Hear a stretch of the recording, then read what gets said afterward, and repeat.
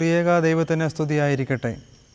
വലിയ നോമ്പിൻ്റെ ധന്യതയിലേക്ക് നമ്മളെ പ്രവേശിപ്പിച്ച സ്വർഗത്തിലെ തമ്പുരാന് നന്ദി പറഞ്ഞുകൊണ്ട് നോമ്പിൻ്റെ ധ്യാന വിചാരത്തിലേക്ക് നമുക്ക് പ്രവേശിക്കാം. വിശുദ്ധ മത്തായി എഴുതിയ സുവിശേഷം 23-ാം അധ്യായം 19 മുതൽ 36 വരെയുള്ള വേദവാക്യങ്ങളെ ആസ്പദമാക്കി ധ്യാനത്തിനായി നമുക്ക് ഒരുങ്ങാം. നോമ്പ് ഒരു യാത്രയാണെന്നാണ് എൻ്റെ വിചാരം. കാരണം ഇതിനൊരു ലക്ഷ്യമുണ്ട്. ഓരോ യാത്രയ്ക്കും ലക്ഷ്യമുണ്ട്.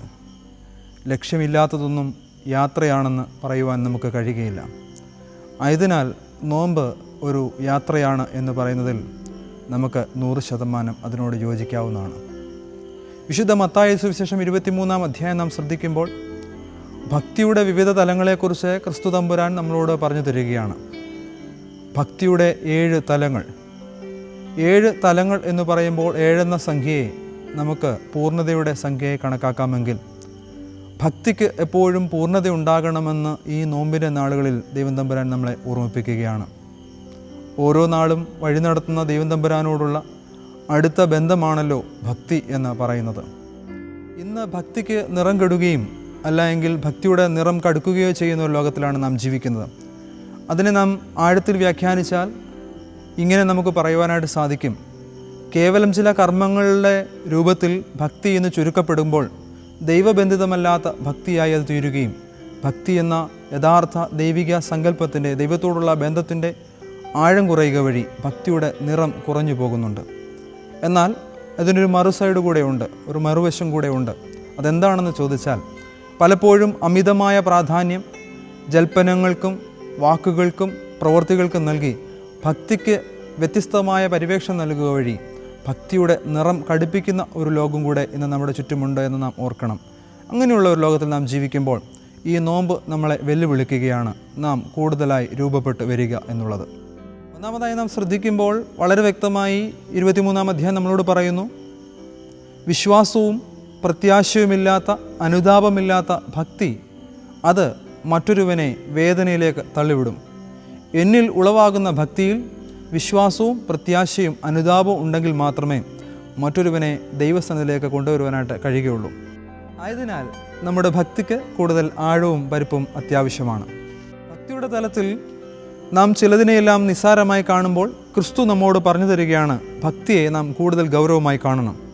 ക്രിസ്തുവിൻ്റെ വാക്കുകളെ ഗൗരവമായി കാണുക, ക്രിസ്തുവിൻ്റെ പ്രവർത്തനങ്ങളെ ഗൗരവമായി കാണുക, ക്രിസ്തുവിനോട് ചേർന്ന് നാം ജീവിക്കുന്ന അനുഭവങ്ങളെ ഗൗരവമായി കാണുക.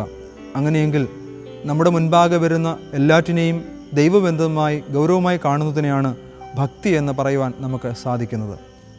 ഭക്തി വിളങ്ങേണ്ടത് നമ്മുടെ ഓരോ പ്രവർത്തനങ്ങളിലൂടെയാണ്. അതുകൊണ്ടാണ് വേദപുസ്തകത്തിൽ ക്രിസ്തു തമ്പുരാൻ ഒരു ഉപമ നമ്മോട് പറഞ്ഞു തരുന്നുണ്ട്. ഉപ്പ് കാരമില്ലാതെ പോയാൽ എന്തെന്നുകൊണ്ട് രസം വരുത്താം. കാരമെന്ന വാക്കിന് ശബ്ദമെന്ന വാക്ക് ചേർത്ത് വായിക്കുവാനത്രേ ഞാൻ ആഗ്രഹിക്കുന്നു, അല്ലായെങ്കിൽ അതിന് അർത്ഥം പൂർണ്ണമാകുകയില്ല. കാരം എന്ന വാക്കിന് ശബ്ദം എന്ന വാക്ക് അർത്ഥം നൽകുമ്പോൾ ഇതിൻ്റെ ആഴം വർദ്ധിക്കുകയാണ്. ശബ്ദം എപ്പോഴും ആശയങ്ങളെ സംവേദനം ചെയ്യുവാനായിട്ടുള്ളതാണല്ലോ. ഉപ്പ് എങ്ങനെയാണ് തൻ്റെ ആശയത്തെ സംവേദനം ചെയ്യുക എന്ന് ചോദിച്ചാൽ തന്നിൽ അന്തർലീനമായിരിക്കുന്ന തൻ്റെ സത്തയെ മറ്റൊന്നിലേക്ക് പകരുക വഴി അത് ശബ്ദം ഉണ്ടാക്കുകയാണ്. അങ്ങനെയെങ്കിൽ നമ്മുടെ ഭക്തി മറ്റുള്ളവരെ ദൈവത്തിങ്കിലേക്ക് അടുപ്പിക്കുന്നതിന് കൂടുതൽ ആദായപ്രദമാകേണ്ടത് ആവശ്യമാണ്. 19-ാം വാക്യം മുതലുള്ള വേദഭാഗമാണ് നമുക്ക് അധികമായി ചിന്തിക്കുവാനായിട്ട് ഉള്ളത്. ഈ വേദഭാഗം നാം ശ്രദ്ധിക്കുമ്പോൾ 22 വരെയുള്ള വാക്യങ്ങളിൽ വളരെ വ്യക്തമായി പറയുന്നു, നമ്മുടെ ഭക്തി പരമാർത്ഥതയും സത്യസന്ധതയുമുള്ളതും ആയിരിക്കണമെന്ന് ഓർമ്മിപ്പിക്കുകയാണ്. പരമാർത്ഥമായ, നീതിപൂർവമായ, സത്യസന്ധതയുള്ള ഭക്തി പ്രകടിപ്പിക്കുവാൻ നമുക്ക് ഈ നാളുകളിൽ കഴിയേണ്ടത് ആവശ്യമാണ്.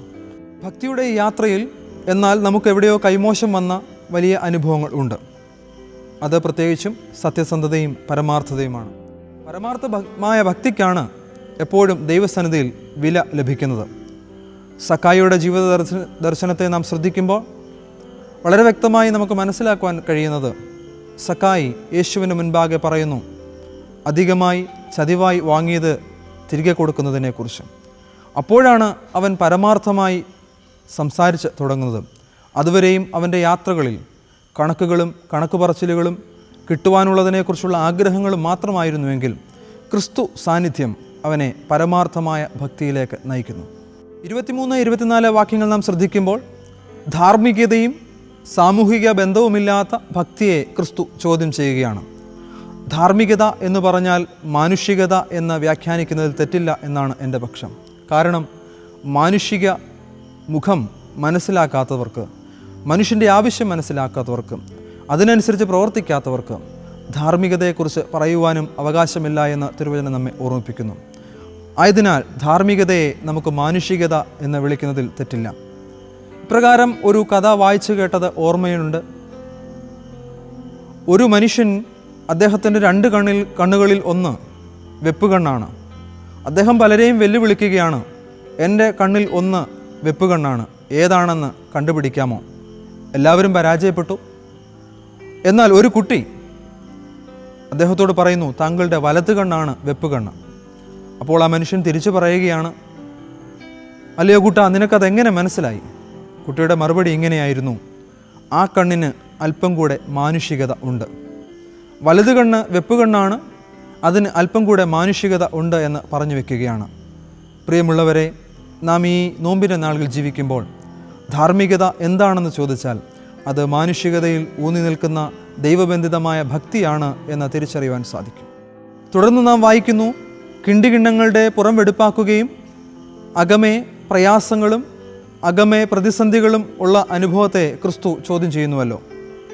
ഇത് നാം ശ്രദ്ധിക്കുമ്പോൾ ക്രിസ്തു നമ്മളോട് പറയുന്നു, നോമ്പ് പുറം വെടിപ്പാക്കലല്ല, മറിച്ച് അകമേ വെടിപ്പാക്കലും അകമേ ശുദ്ധീകരിക്കലുമാണ്. അകമേ വിമലീകരിക്കലാണ്. മലീമസമായ അന്തരംഗത്തിൽ നിന്നും കളയേണ്ടതിനെയെല്ലാം പുറത്തു കളഞ്ഞുകൊണ്ട് ക്രിസ്തു സന്നിധിയിൽ വിനയപ്പെടുന്ന വിമലീകരിക്കലിൻ്റെ അനുഭവം നമ്മളിൽ ഉണ്ടാകണം. അങ്ങനെയെങ്കിൽ ഈ നോമ്പ് നമ്മളിൽ അന്വർത്ഥമായി തീരും. ആയതിനാലാണ് ക്രിസ്തു നമ്മോട് പറയുന്നു, മനുഷ്യനെ അശുദ്ധനാക്കുന്നത് അവൻ്റെ ഉള്ളിലേക്ക് പോകുന്നതല്ല, മറിച്ച് അവൻ്റെ വായിലൂടെ പുറത്തു വരുന്നതാണ്. മനസ്സിലുള്ളതാണല്ലോ നമ്മുടെ വായിലൂടെ വാക്കുകളായി പുറത്തു വരുന്നത്. അതുകൊണ്ട് ക്രിസ്തു പലപ്പോഴും നമ്മളെ ഓർമ്മിപ്പിക്കുന്നുണ്ട്, നമ്മുടെ നാവിന് കടിഞ്ഞാണിടുക. ആദരവ് കുറഞ്ഞു പോകുന്ന ഒരു ലോകത്തിൽ നാം ജീവിക്കുന്നു. ആദരിക്കേണ്ടവരെ ആദരിക്കാതെയും ബഹുമാനിക്കേണ്ടവരെ ബഹുമാനിക്കാതെയും പോകുമ്പോൾ ക്രിസ്തു നമ്മെ ഓർമ്മിപ്പിക്കുകയാണ്, നോമ്പ് നമ്മളിൽ ആ ഒരു ചലനത്തെ തിരികെ പിടിക്കണം. നോമ്പ് നമ്മളിൽ ആദരവിൻ്റെ പുതിയ പാഠങ്ങളെ പകർത്തി തരണം. നോമ്പ് നമ്മളിൽ ആദരവിൻ്റെ പുതിയ പാഠങ്ങളെയും വാതായനങ്ങളെയും തുറക്കുവാൻ ഇടയാകണം. അങ്ങനെയെങ്കിൽ മാത്രമേ ഈ നോമ്പ് നമ്മളിൽ അന്വർത്ഥമായി തീരുകയുള്ളൂ. പലപ്പോഴും നാം ചിന്തിക്കുമ്പോൾ നമ്മുടെ വാക്കുകൊണ്ട്, പ്രവൃത്തി കൊണ്ട്, ചിന്തകൾ കൊണ്ട് എത്രയോ പേർക്ക് മുറിവ്, വേദന, സങ്കടം സൃഷ്ടിച്ചിട്ടുണ്ട്. ഇങ്ങനെയുള്ള അനുഭവങ്ങളിൽ നോമ്പ് എങ്ങനെയാണ് പൂർത്തീകരിക്കുവാൻ സാധിക്കുക? നോമ്പിന് എങ്ങനെയാണ് അർത്ഥതലങ്ങളെ പുതുതായി വ്യാഖ്യാനം നൽകുവാൻ കഴിയുക? നാം ചിന്തിക്കേണ്ടിയിരിക്കുന്നു.